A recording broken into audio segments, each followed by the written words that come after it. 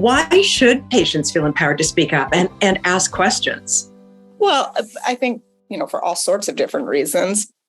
I think in breast cancer, there are times when there's a very clear right answer and right path forward, and then a variety of other options that are clearly, not recommended, not standard of care, inadvisable, dangerous, whatever. So there's plenty of circumstances where that's the case. But, there's also lots and lots of circumstances, probably the majority of decisions that a patient has to make over the course of her or his breast cancer treatment planning, a variety of circumstances where there's actually a number of different reasonable paths forward. And, again, I think that's the physicians or the nurse practitioner, whatever, the infusion nurse, whatever healthcare practitioner is helping to guide the patient through that particular decision.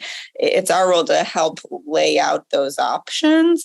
But, ultimately, we will always look to the patient for the most important sort of final decision. And so in order to make that decision, a patient needs to ask questions, and help us understand where is she or he coming from and what are their values and what are their sort of competing interests, competing priorities outside of their breast cancer diagnosis.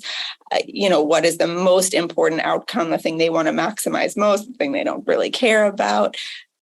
Patients will never be able to bring that perspective to the table. We always look to the patient to do that. And so, they'll only get there by asking questions. Obviously, we're going to try our best to anticipate all of the questions and lay out the options as comprehensively as we can. But there will always be things we can't anticipate and things that are important to the patient that we just simply could never know about. So, we understand, appreciate, expect, and hope that a patient will ask questions, and even more so that their family, accompanying family member or friend will do the same.